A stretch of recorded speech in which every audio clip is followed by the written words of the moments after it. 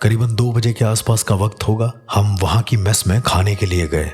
वहां की मेस बड़ी अजीब सी लग रही थी। चारों तरफ काई जमी हुई थी और जो भी खाना बना रहा था, भले वो सफाई से बना रहा हो, लेकिन वो लगातार मुझे ही घूरे जा रहा था, ऐसे जैसे मैंने वहां पर आकर बहुत बड़ी गलती कर दी हो।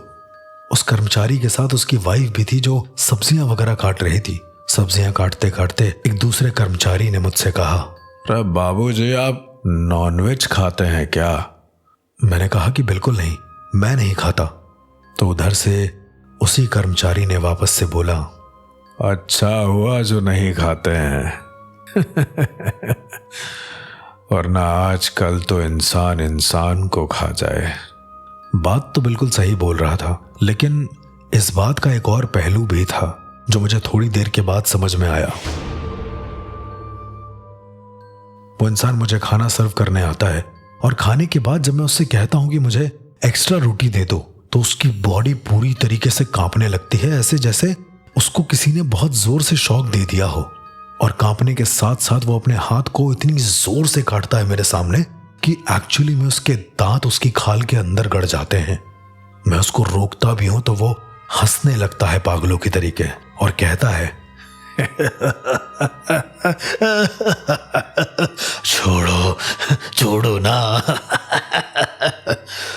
इंसान इंसान को खा सकता है और तुम कौन सा मेरी मदद करने आए हो? तुम मदद कर सकते हो क्या? नहीं कर सकते ना, तो चले जाओ। उसने ये सारी चीजें बोली और मैं बिल्कुल स्तब्ध रह गया, क्योंकि मैंने ये बिहेवियर इस कर्मचारी का सबसे पहली बार देखा था। थोड़ी देर के बाद वो बेहोश हो जाता है और कुछ लोग बाहर से आते हैं। वो कहते हैं कि इसे फिट्स वगैरह आते हैं, कभी कभी अजीब सी बातें करने लगता है।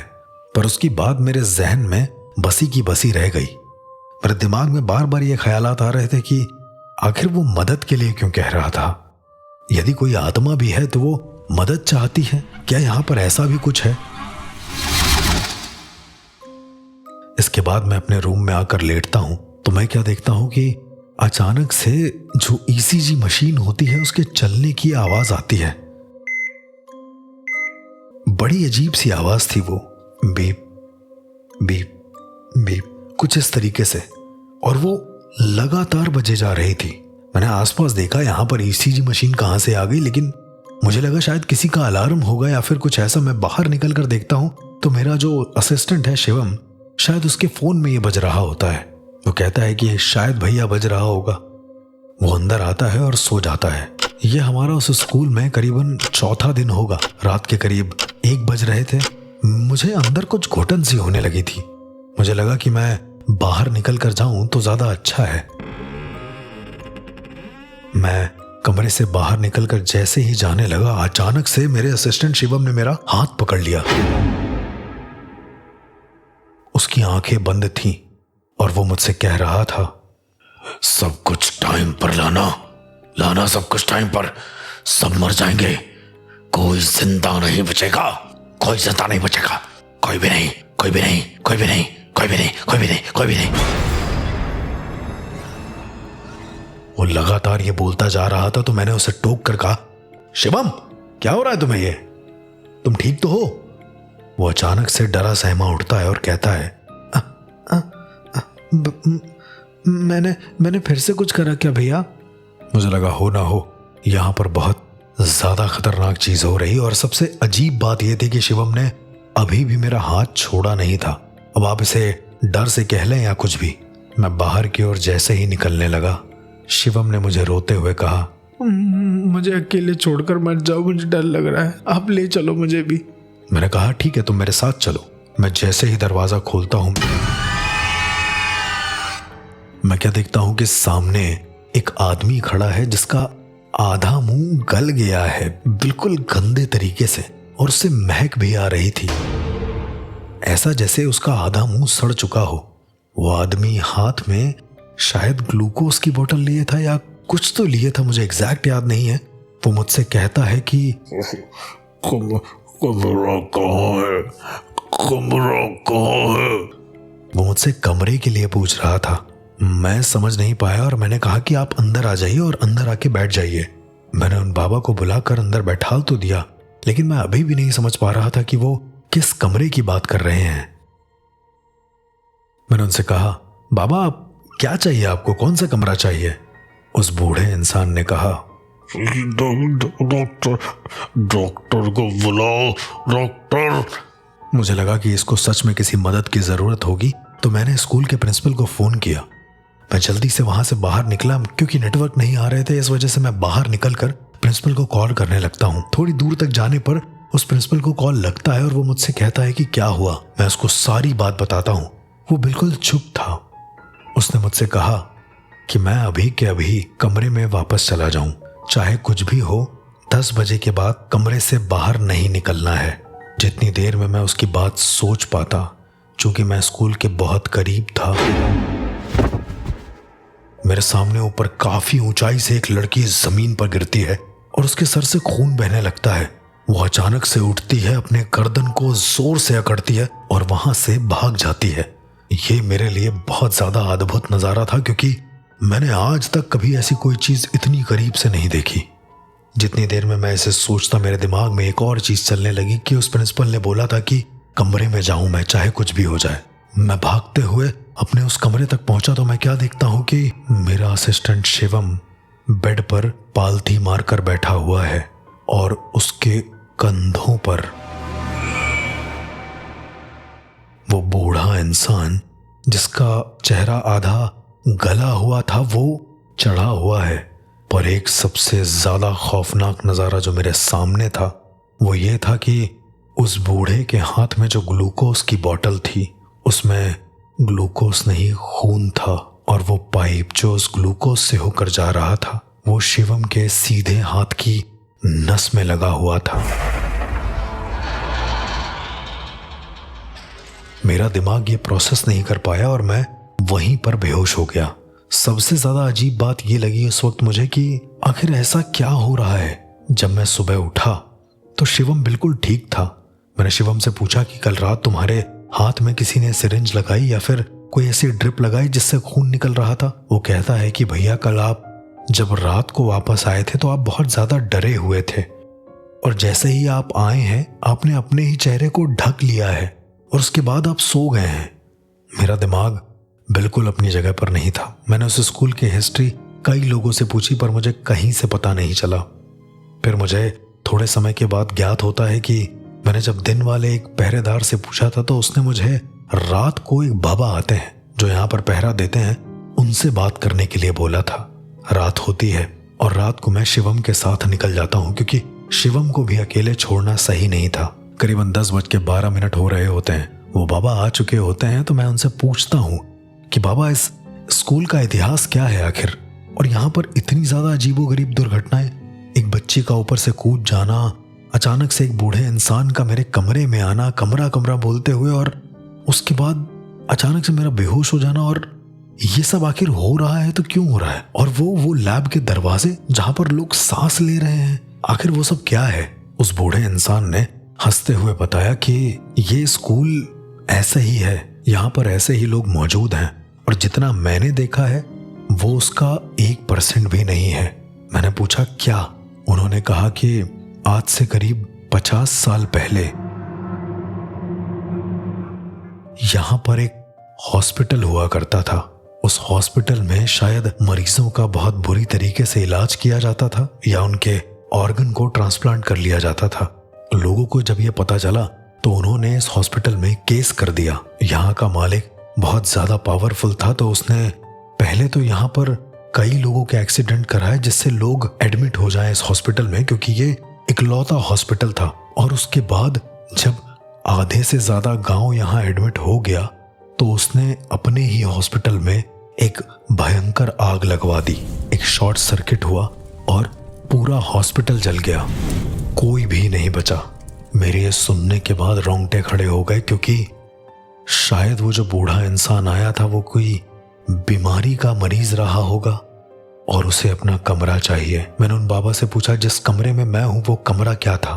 तो वो बाबा बताते हैं वो एक पोस्टमार्टम रूम था जहां पर लाशों का पोस्टमार्टम किया जाता था, और जिन 2 बेड पर आप सो रहे थे उन्हीं दोनों बेड पर लाशों को लटाकर उनका पोस्टमार्टम किया जाता था।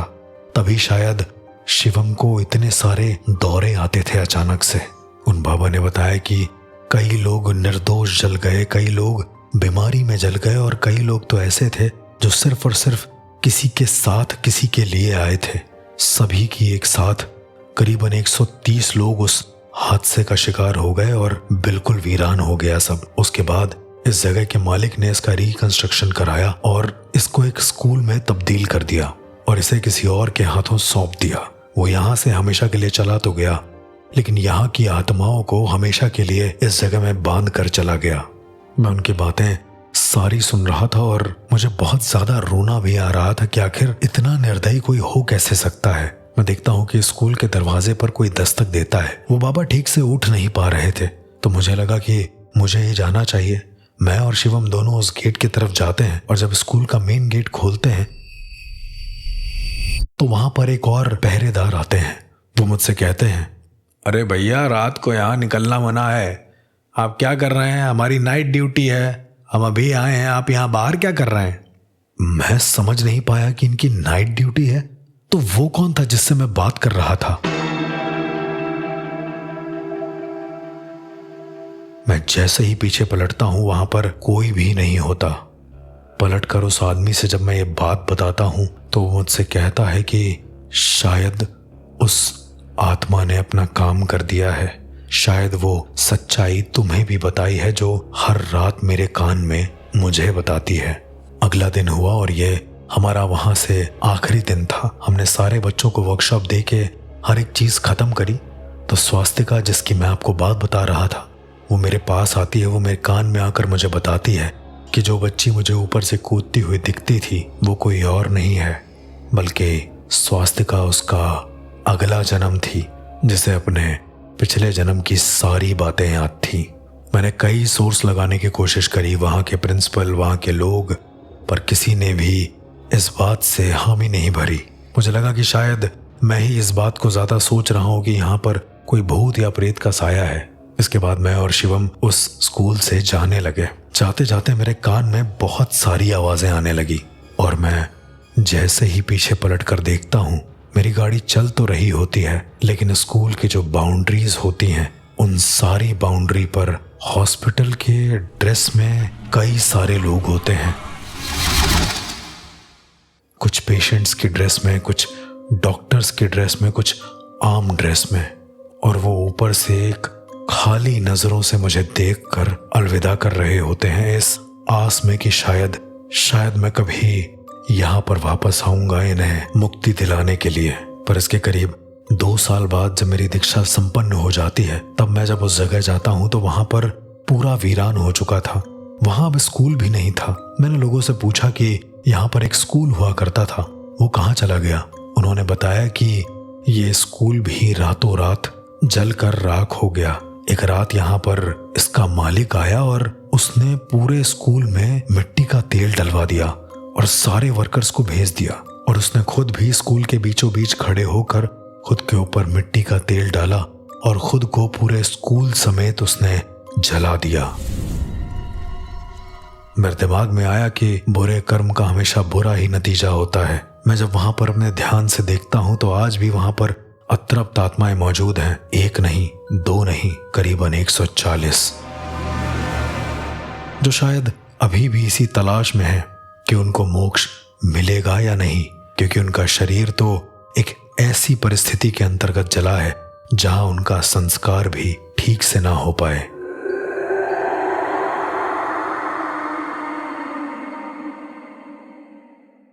इस तरह की और कहानियों को जानने के लिए सुनते रहिए the real ghost encounters with RJ अर्श। मिलेंगे अगली कहानी में, तब तक के लिए डरना जरूर, क्योंकि वो होते हैं।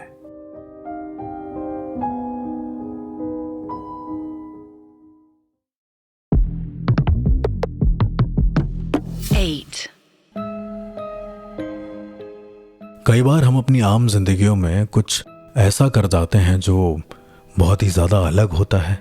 कई बार हम भूत प्रेत आत्माओं जैसी चीजों में विश्वास तो नहीं करते हैं, पर राह चलते उनसे मुलाकात जरूर हो जाती है। ये कहानी है आज से करीब 12 साल पहले की। मैं वॉइस ओवर्स वगैरह बहुत सारे करता था। मैं प्रोजेक्ट्स के लिए इंतज़ार भी करता था कि कभी कोई ऐसे प्रोजेक्ट मिल जाए जिसको मैं खूब सारा कर सकूं। मेरे पास कॉल्स तो आते थे पर हर इंसान सैंपल लेकर रख देता था।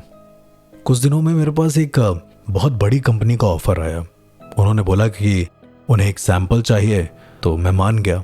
पर सबसे बड़ी दिक्कत ये थी पहले के टाइम पे कि मेरे पास कोई स्टूडियो नहीं होता था, कोई ऐसे इक्विपमेंट्स नहीं होते थे जहां मैं रिकॉर्ड कर सकूं।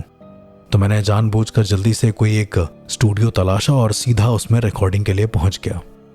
रिकॉर्ड करने के बाद मैंने उन्हें सैंपल दिया और करीब 10 दिन के बाद मेरे पास एक कॉल आता है।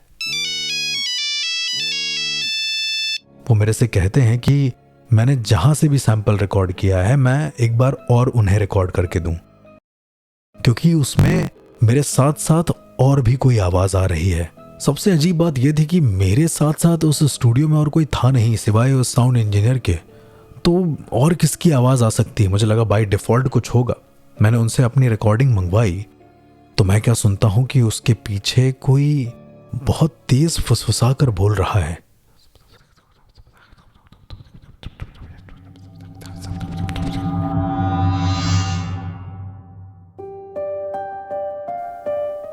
बड़ा अजीब था ये मेरे लिए। वो सैंपल भी पूरी तरीके से व्यर्थ हो गया था, लेकिन फिर मैंने सोचा कि मैं एक बार और उस स्टूडियो से जाकर रिकॉर्ड करता हूं।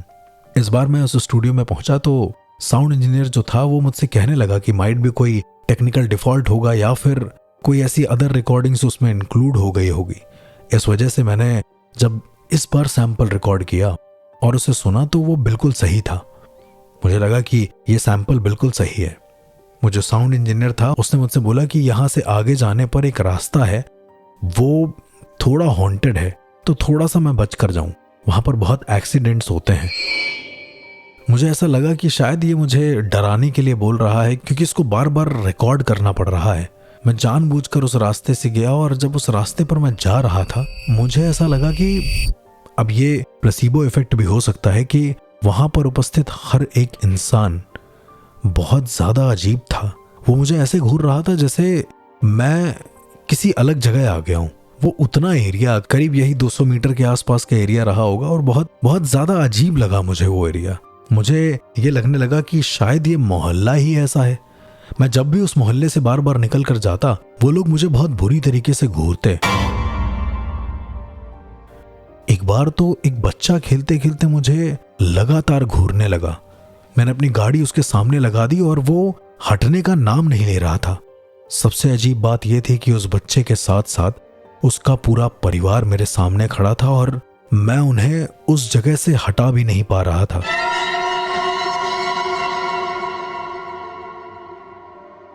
मैंने जब कई बार उनसे कहा कि यहां से हटो, तब जाकर पता नहीं उन्होंने क्या सोचा क्या नहीं सोचा, वो अपने आप धीरे से वहां से हट गए।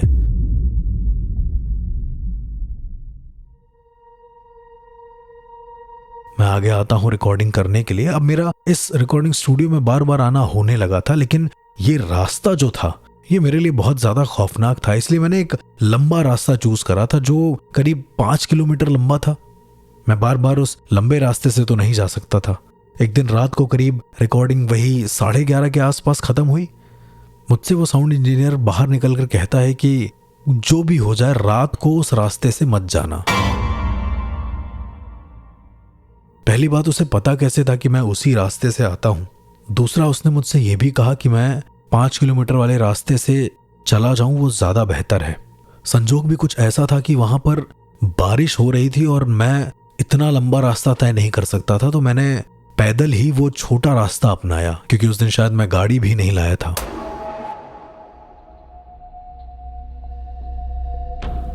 मैं पैदल उस रास्ते पे जाने लगा तो जाते जाते जब बारिश बहुत ज्यादा तेज हो गई तो मैं एक टीन के नीचे आकर खड़ा हो गया।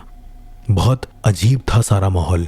सारी लाइटें बंद, बस रोड लाइट जल रही थी।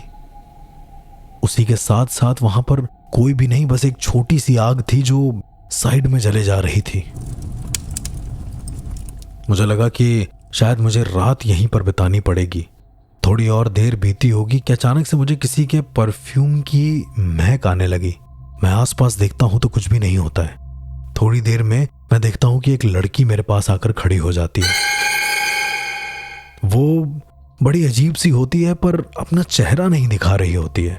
मैं भी बारिश के खत्म होने का इंतजार कर रहा होता हूं। थोड़ी देर के बाद वो लड़की मुझसे कहती है कि क्या मेरे पास माचिस होगी, सो दैट मैं आग और जला पाऊं। मैं सिगरेट वगैरह नहीं पीता हूं तो मेरे पास ऐसा कुछ इक्विपमेंट नहीं था, पर फिर भी मैंने अपनी जेब में हाथ डाला तो मुझे एक लाइटर मिला। सबसे अजीब बात यह थी कि मेरे उस जेब में, उस पॉकेट में ये लाइटर आया तो आया कैसे। मैंने जैसे ही लाइटर निकाला वो लड़की हंसने लगी और बोली कि कुछ लोग अपने बारे में छुपाते हैं, बताते नहीं हैं। मैं भी उसकी बात मान गया था और उसके बाद मैंने उस लाइटर से ही आग को जलाया। मैंने उस लड़की से उसका नाम पूछा तो उसने कहा कि अगर मैं नाम बताऊंगी तो तुम मुझसे कभी दोबारा मिल नहीं पाओगे।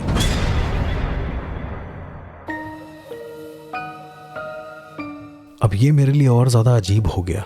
एक रात, ऐसी रात जहां पर बारिश बहुत तेज हो रही है, निकलने के लिए कोई भी जगह नहीं, आप एक ऐसे अजनबी के साथ फंस जाओ जो आपको ना चाहते हुए भी कोई भूत प्रेत से कम ना लगे। उसने मुझसे बताया कि वो बहुत पुरानी है, वो करीब 300 साल पुरानी है।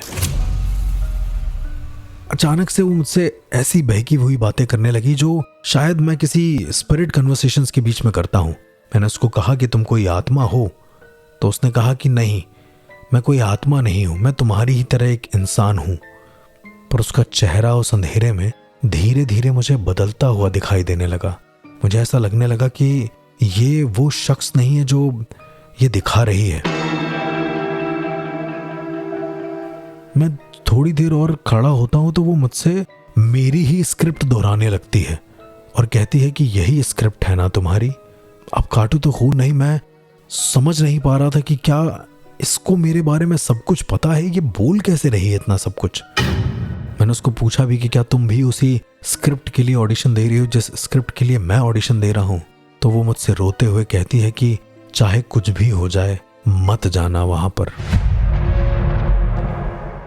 एंड द मोमेंट वो ये बोलती है, मैं क्या देखता हूं कि सामने जो रोड लाइट होती है जिससे हल्की फुल्की रोशनी आ रही होती है, वो भी एक तेज आवाज के साथ फूट जाती है।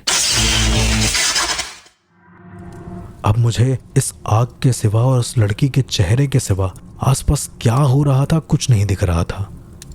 मैं ये समझ गया कि हो ना हो यहाँ पर कुछ ऐसी अनहोनी होने वाली है जरूर।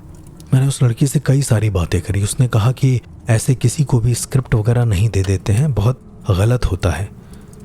एक तो पहली बात, मुझे उस जगह के लोग बड़े अजीब लगते थे, ऊपर से इस लड़की ने जब मेरे ही बारे में, मेरी ही स्क्रिप्ट के बारे में इतना सब कुछ बोल दिया तो मैं समझ नहीं पा रहा था कि आखिर ये हो क्यों रहा है। मैंने ध्यान करके भी कोशिश किया पर मुझे लगा नहीं कि वो कोई स्पिरिट होगी।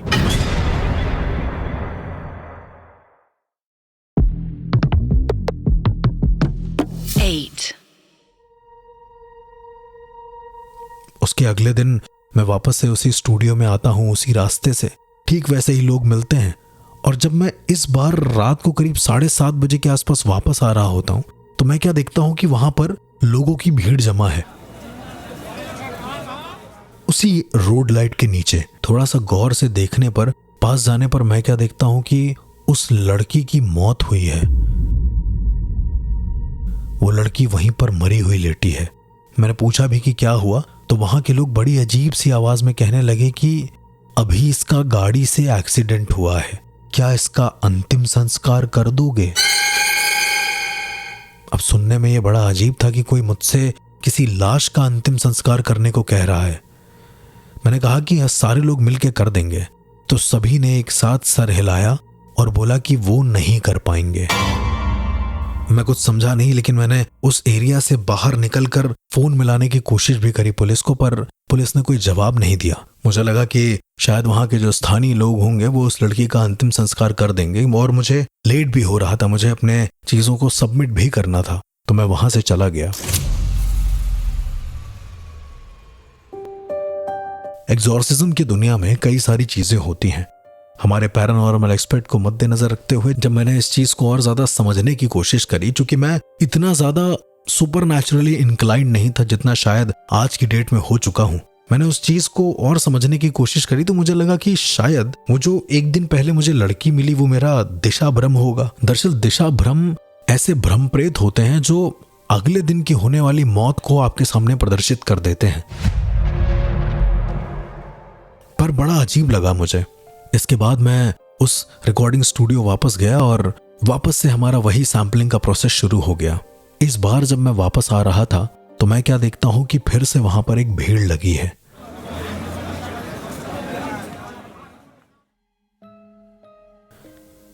मेरे कदम थोड़े से रुके, क्योंकि हर दिन किसी की मौत होना ये कैसे संभव है। मैं थोड़ा और आगे जाता हूं तो मैं क्या देखता हूं कि वहां पर एक और आदमी की लाश पड़ी हुई है और ये लोग अभी भी यही कह रहे हैं कि क्या मैं अंतिम संस्कार कर दूंगा। मैंने उनसे कहा कि देखिए ये संभव नहीं है और बहुत दूर है यहाँ से हॉस्पिटल, यहाँ नेटवर्क भी नहीं आते हैं, किसी साधन को बुलाना कोई पॉसिबल है ही नहीं। उन्होंने कहा कि ठीक है तुम जाओ, हम देख लेंगे। मैं चला गया वहां से। अब मुझे ये रास्ता बहुत ज्यादा अजीब लगने लगा। शायद रिकॉर्डिंग का मेरा आखिरी दिन होगा। मैंने रिकॉर्डिंग दादा से पूछा भी कि यहाँ पर जो लोग हैं कैसे हैं, तो उन्होंने कहा कि लोग तो सही हैं, बस वो रास्ता हॉन्टेड है, ऐसा कहते हैं। उस दिन शायद दादा को जल्दी जाना था तो वो भी चले गए। मैंने रिकॉर्डिंग कर ली और उसके बाद उस स्टूडियो में लॉक लगाकर उसकी चाबी रख दी। मैं वहां से वापस आने लगा तो मैं क्या देखता हूँ कि एक बार फिर से वहां पर एक गोल घेरा बना हुआ है जिसमें कुछ लोग खड़े हैं उसी रोड लाइट के नीचे। मैं पास जाके देखता हूं तो जो साउंड रिकॉर्डिंग दादा हैं उनकी मौत हुई होती है। ऐसा जैसे उनके ऊपर कोई बिजली गिरी हो, आधे से ज्यादा शरीर जल चुका होता है। इससे पहले कि बाकी लोग मुझसे कहें कि अंतिम संस्कार करोगे या नहीं, मैं खुद कहता हूं कि क्या मैं अंतिम संस्कार कर सकता हूं इनका। सारे लोग मुझे देखते हैं और जोर जोर से हंसने लगते हैं।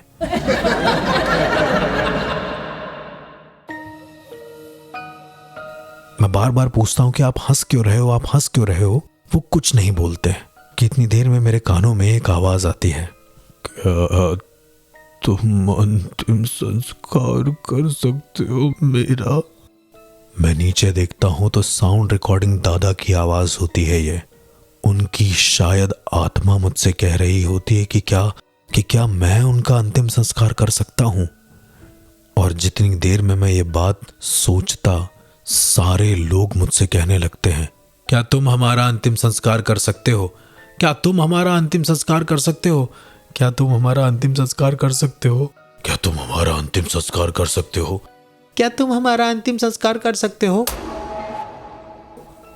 सब अलग अलग तरीके से बोल रहे होते हैं और उसमें हर एक ग्रुप के इंसान होते हैं, छोटा बड़ा बूढ़ा, हर एक इंसान मुझसे ये कह रहा होता है कि तभी अचानक से सारे लोग एक साथ अपनी आंखों को ऊपर चढ़ा लेते हैं और वो ऊपर उस रोड लाइट की जो बाउंड्री बनी होती है उसकी तरफ देख रहे होते हैं। मैं देखता हूं कि उस बाउंड्री पर वही लड़की बैठी होती है।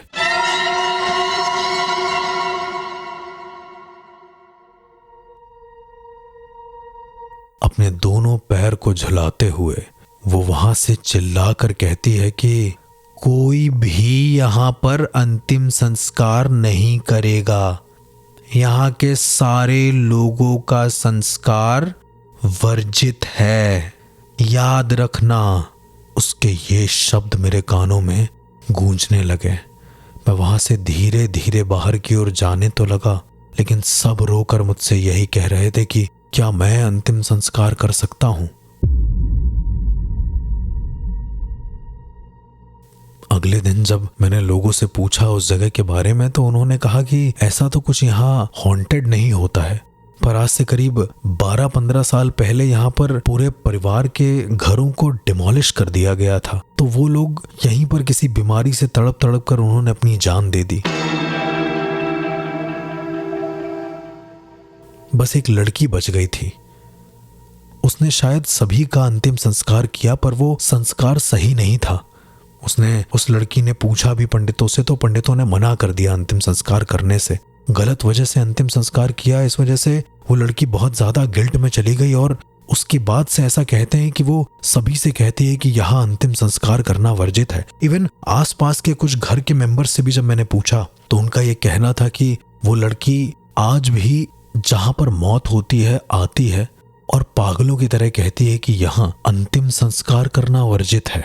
शायद वो लड़की मर चुकी है, शायद वो लड़की जिंदा है। ये बात ना उन लोगों में किसी को पता चली, ना आज तक मुझे पता चली।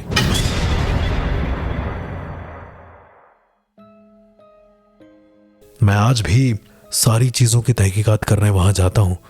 आज भी मुझे वो लड़की वहाँ पर ठीक वैसे ही बैठी हुई दिखती है, अपने पैर को हिलाते हुए, और वो कहती है कि यहाँ अंतिम संस्कार करना वर्जित है, यहाँ अंतिम संस्कार करना वर्जित है।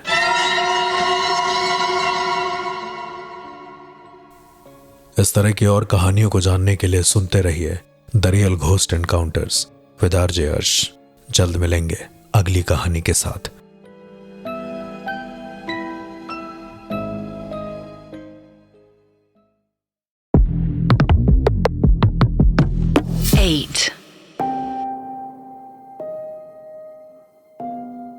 क्या कभी भूत प्रेत आपकी बात मान सकते हैं?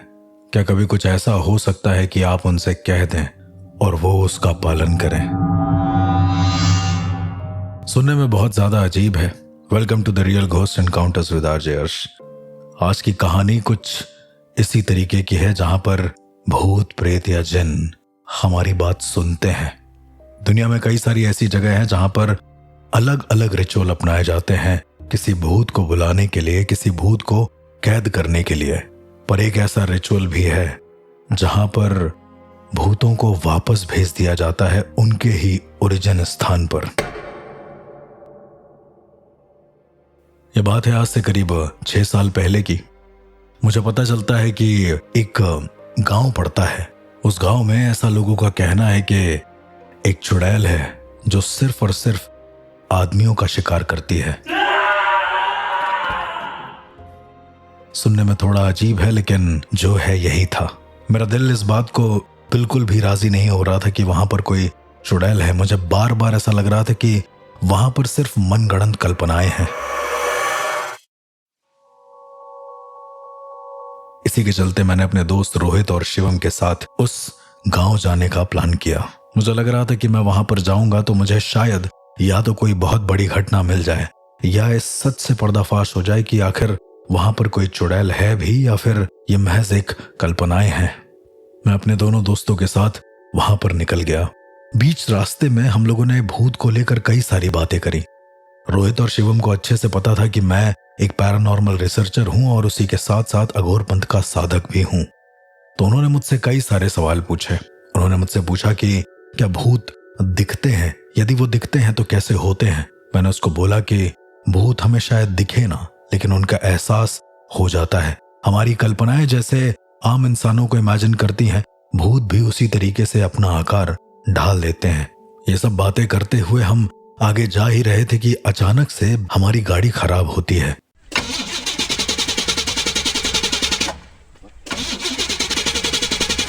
मेरा दोस्त शिवम कहता है कि यार अब तुम गूगल मैप भी नहीं दिखा रहा है, हम लोग जाएंगे तो कहाँ जाएंगे?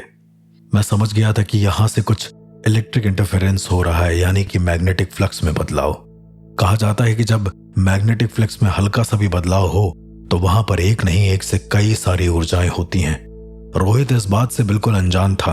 उसने मुझसे कहा, यार अर्श एक काम करते हैं, नहीं चलते हैं, चलो वापस चलते हैं। उसने जैसे ही ये बात बोली है, पता नहीं कैसे वो गाड़ी अपने आप शुरू हो गई है।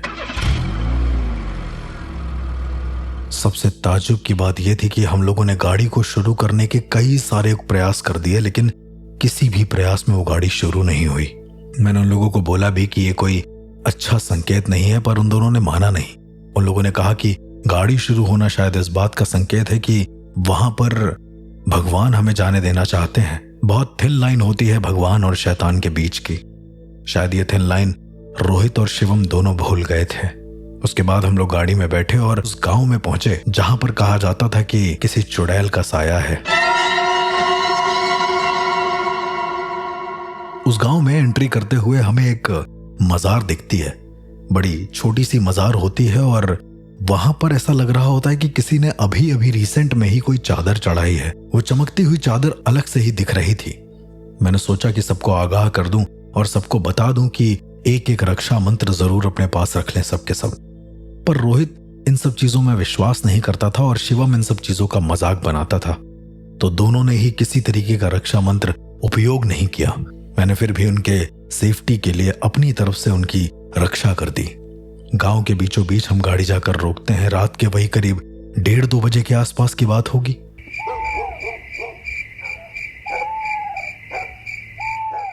जैसे ही हम गाड़ी से उतरते हैं, क्या देखते हैं कि सामने एक ग्रुप बैठा हुआ है जो शायद किसी बूढ़े इंसानों का ग्रुप है।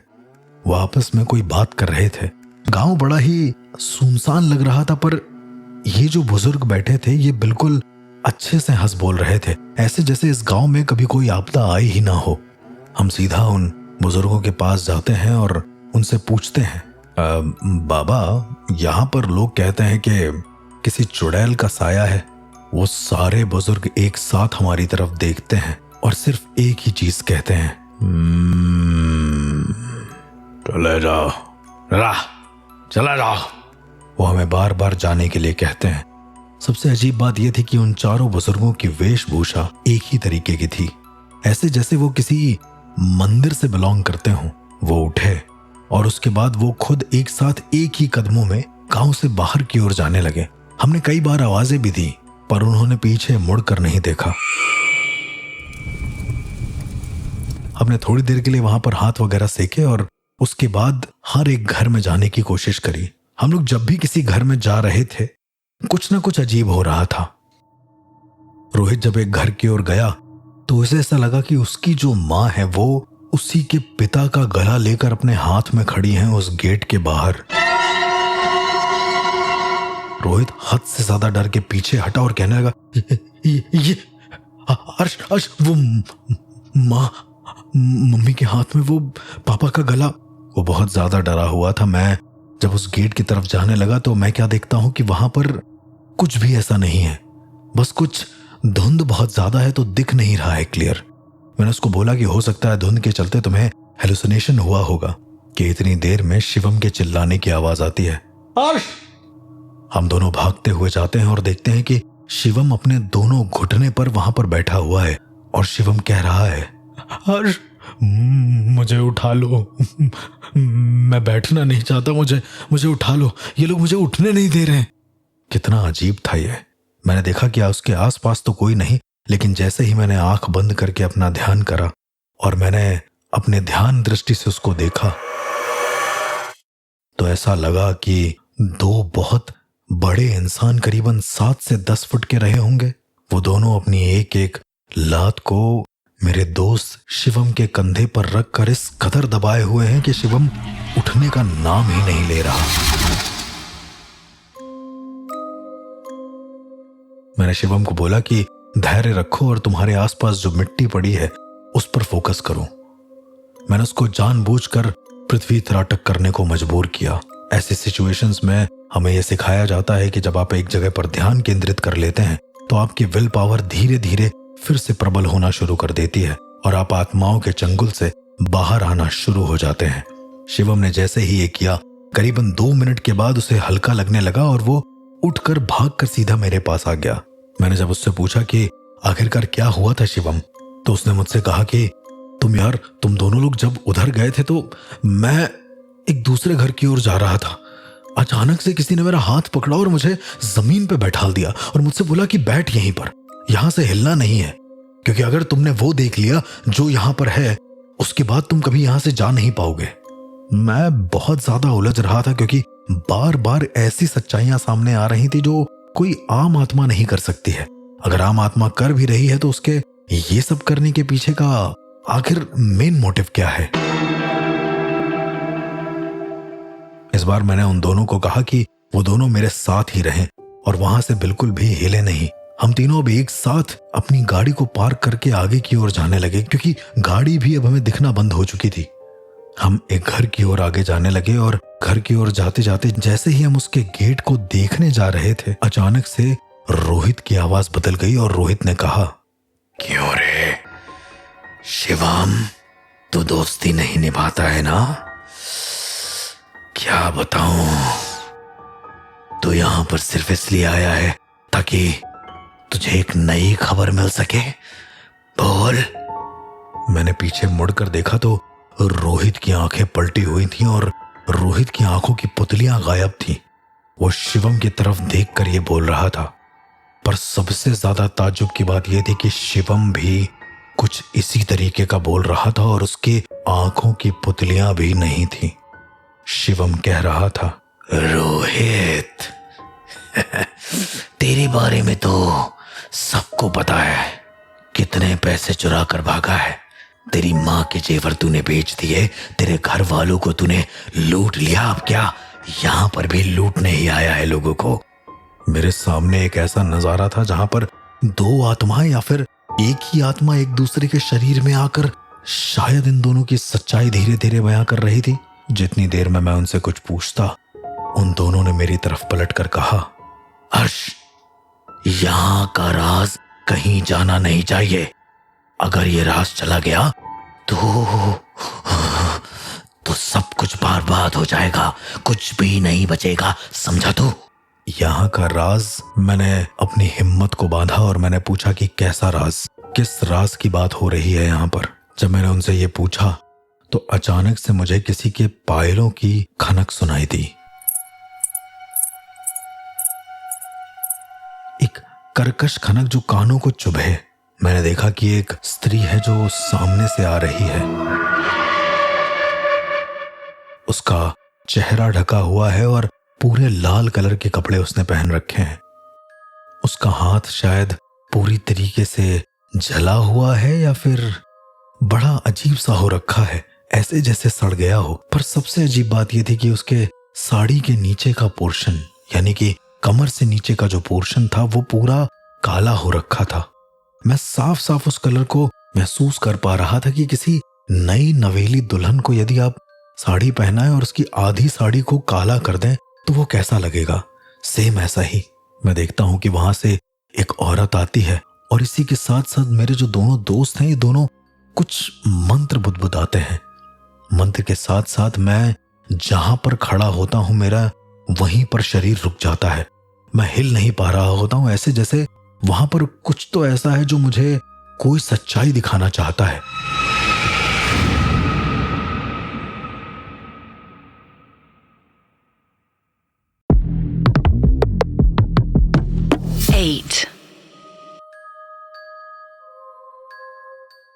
थोड़ी देर बाद मैं क्या देखता हूं कि वो औरत सामने बने उस घर में जाती है और वहां से कुछ मांगती है, शायद खाना या कुछ और। उसके बाद वो वापस से चलते हुए एक धुंध में गायब हो जाती है। करीबन 5 मिनट के बाद फिर से वो औरत आती है और फिर से वो किसी घर से कुछ मांगती है। जब उसे कुछ नहीं मिलता तो वो वापस चली जाती है। मेरे सामने ये बार बार हो रहा था, मेरा मुंह भी ब्लॉक हो चुका था, मैं कुछ बोल भी नहीं पा रहा था। मेरे पास कोई ऑप्शन नहीं था सिवाय ये देखने की कि यहाँ पर आखिर हो क्या रहा है।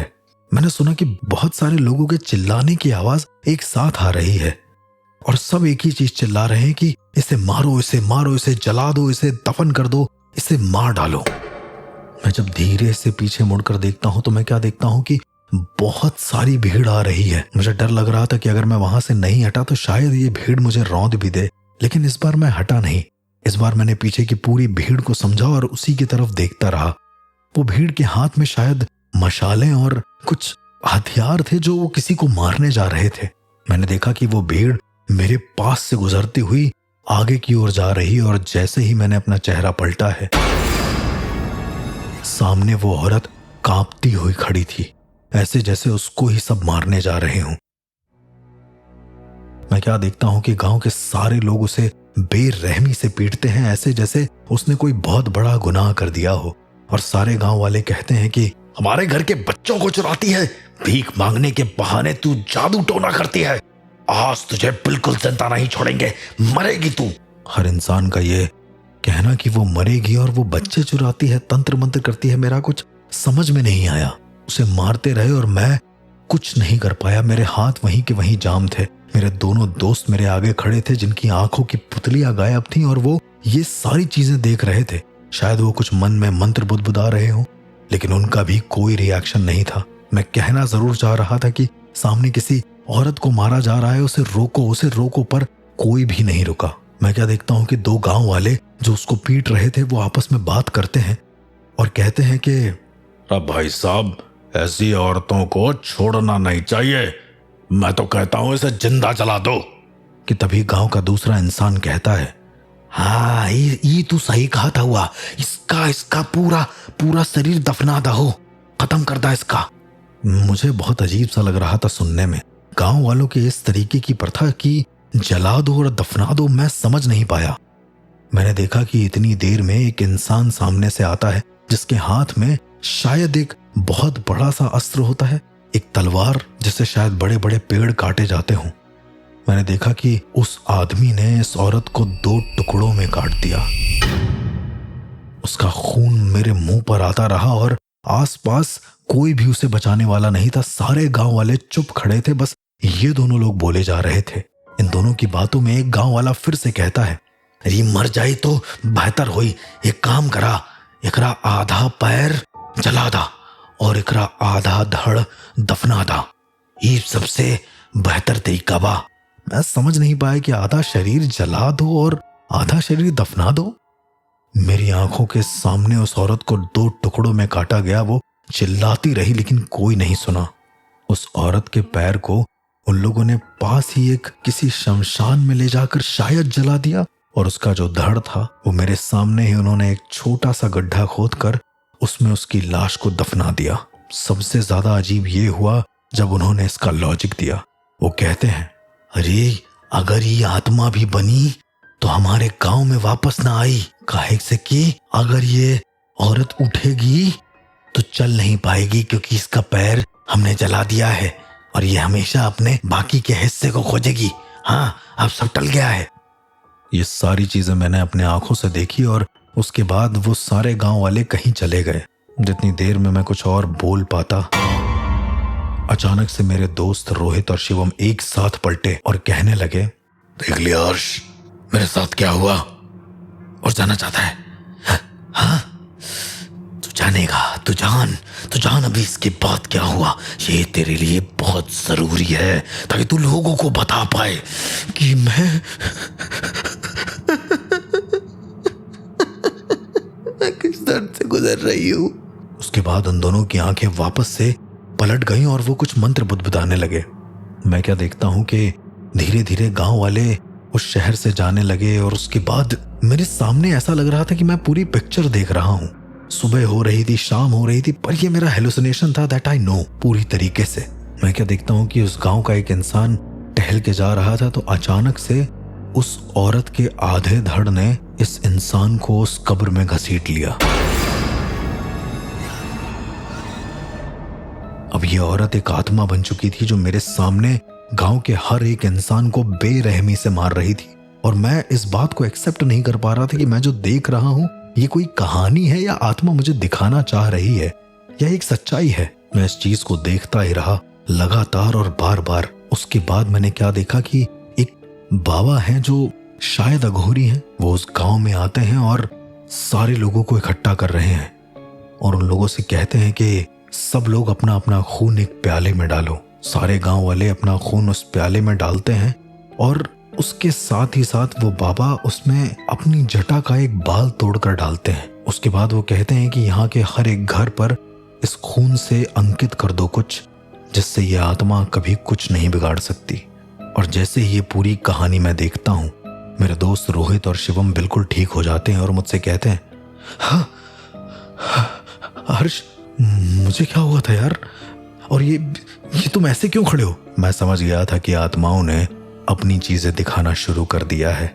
मैंने उनसे कहा कि इस घर में जो भी लिखा है, जो भी अंकित है, उसको कभी भी मन में मत दोहराना, बस केवल उसे बाहर से देखकर चले आओ। मेरा शरीर नॉर्मल हो चुका था और मैं मेरे दोनों दोस्तों के साथ उस गेट के बाहर जो लिखा था उसे पढ़ने गया और उस गेट के बाहर लिखा था नालेबा। नालेबा का शाब्दिक अर्थ होता है कल आना। मुझे लगता है कि बहुत सारे लिसनर्स इस कहानी को जरूर रिलेट कर पाएंगे जब उन्होंने वो पिक्चर देखी होगी जिसका नाम था स्त्री। उसमें भी कुछ ऐसा ही होता है कि स्त्री कल आना। दरअसल वो गांव वालों ने अपने खून से उन अघोरी बाबा की जटा के साथ मिलाकर एक तंत्र अपनाया, एक ऐसा यंत्र बनाया जिससे उस बुरी आत्मा से छुटकारा मिल सके। तब से अब तक उस घर के बाहर अंकित है लोगों के खून से नालेबा। हालांकि वहां के सारे लोग जा चुके हैं, लेकिन वहां पर अभी भी नालेबा अंकित है। हम लोग बिना कुछ सोचे वहां से वापस आने लगे और हमें बार बार लोगों के चिल्लाने की आवाज आ रही थी, नाले बा, नाले बा, नाले बा। कहा जाता है कि जब वो औरत वापस से आत्मा बनकर उस गांव में आई और उसने इस तरीके का तंत्र देखा तो वो गेट पर जब भी खून से लिखा हुआ ये देखती थी कि नाले बा, तो वो हमेशा लौट के चली जाती थी और उसके बाद से उसने गांव वालों में से किसी भी इंसान का खून नहीं बहाया, उसको परेशान नहीं करा।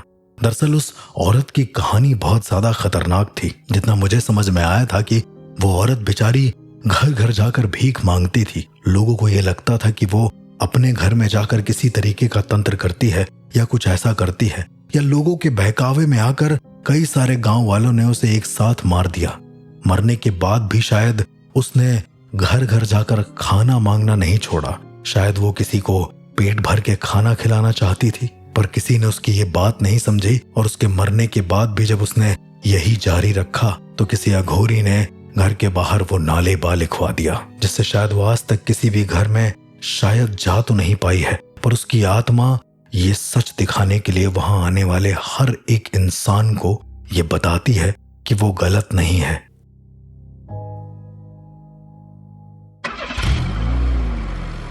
हम लोगों ने गाड़ी शुरू करी और वहां से जाने लगे। हमने देखा कि एक औरत है जो एक पटिया पर बैठी है शायद, लेकिन उसका पैर नहीं है। उसकी आंखों में आंसू हैं और वो ऐसा शायद कहना चाह रही है कि उसकी सच्चाई अभी भी कोई पता करे। हम लोगों ने गाड़ी वहां से निकाल तो दी, लेकिन ये चीज मेरे मन में शायद आजीवन रह जाएगी कि मैं शायद उस गुत्थी को कभी सुलझा नहीं पाया।